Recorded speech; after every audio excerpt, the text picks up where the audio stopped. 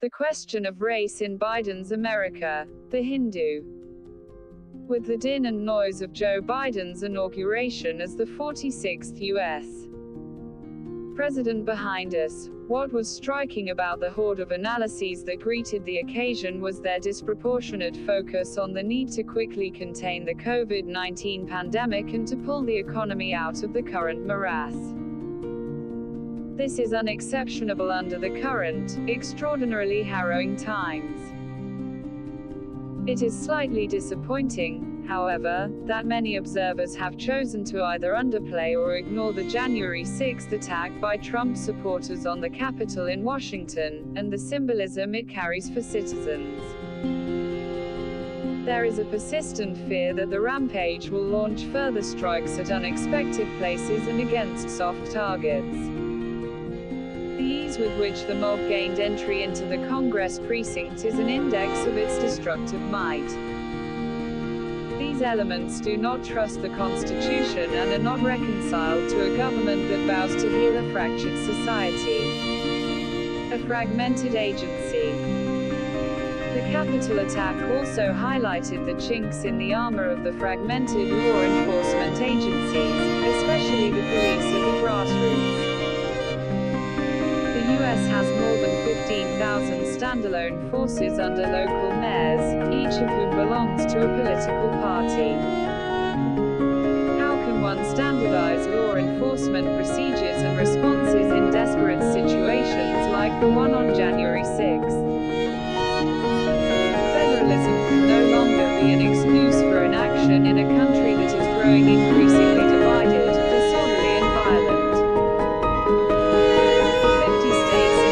Will have to rise together to strengthen the hands of the Biden government in its efforts to unify the police and make them a reliable tool to root out lawlessness. Mr. Biden's bipartisan approach alone can bring about this reform, which cuts across crass politics. Therefore, a huge challenge awaits the Biden administration in extirpating the kind of terrorism that was fueled by white supremacists at the cusp of the shift in the power center. Domestic terrorism seems to have gained roots, and it cannot be allowed to grow if the U.S. wants a respectable place within the Comity of Nations. The new regime would be assessed on its success in stemming the rot and in mending, at least partially, a criminal justice system that is widely perceived as lax and weighed against minorities, especially African Americans. This is particularly so in the context of Mr. Biden's assurances that he will work to remove the glaring inequalities in American society. In his inaugural speech, he pulled no punches in referring to the burgeoning black-white divide. Vice President Kamala Harris, with her rich experience as a prosecutor and attorney general in California, and her multiracial identity, may be able to inject more fairness into the system. Incidentally, a few years ago, she also unveiled her own criminal justice reform measures that address the twin problems of mass incarceration and drug abuse. What is predominant now in the country is the perception that African Americans are unfairly treated by security agencies, especially the police. The healing process that Mr. Biden talks about cannot ignore the deep mistrust of most African Americans over the alleged discriminatory treatment received by them at the hands of police and prison officials. Criminal justice history in the U.S. is pockmarked by outrageous police and prison atrocities on hapless citizens, like the assault on Rodney King in 1991 in the heart of Los Angeles.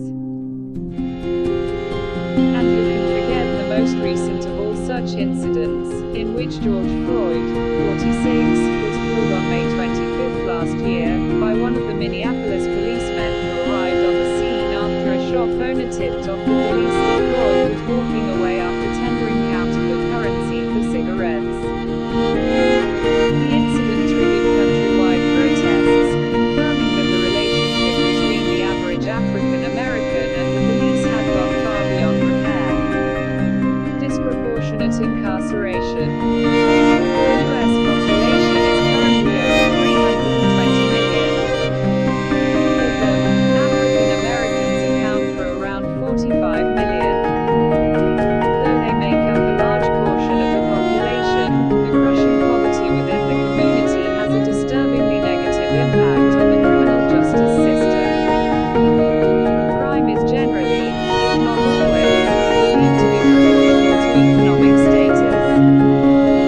An impression, albeit not wholly supported by raw statistics, will therefore gain ground, that it is African Americans who commit more crime per capita than whites. This is often cited to explain the high number of African Americans in prisons. According to recent official statistics, although incarceration rates have been coming down, at the end of 2019, there were still 1,096 African Americans in prisons for an aggregate of 100,000 black residents. The corresponding ratio for whites was just 214. A similar phenomenon was witnessed decades ago, when the New York Police Department NYPD, under its famous Chief William Bratton, introduced the controversial stop and frisk procedure to bring down crime. It got wide backlash from African American leaders after it was found that more from the community were being searched than others. In the course of time, the practice had to be withdrawn on its blatant unfairness. This is another example of the lack of faith in the police's efforts to handle crime. African Americans strongly believe that all anti-crime measures are aimed at them. This is the dilemma that faces those who believe in stern policing. States, the federal government cannot be a mute spectator. A non-inclusive force. There is another problem that both federal and state governments face. Mr. Biden believes in diversity in governance. In this respect, there is no arm that needs greater attention than the police. Despite all efforts over the decades, the police remain a heavily white-dominated force.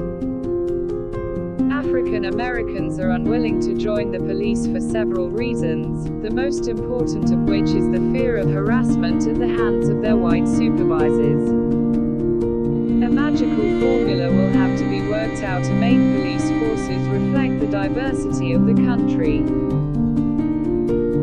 One can go on expanding on the list of reforms that are needed for criminal justice agencies in the US, but what is most urgently needed is restoring the police's credibility in the eyes of African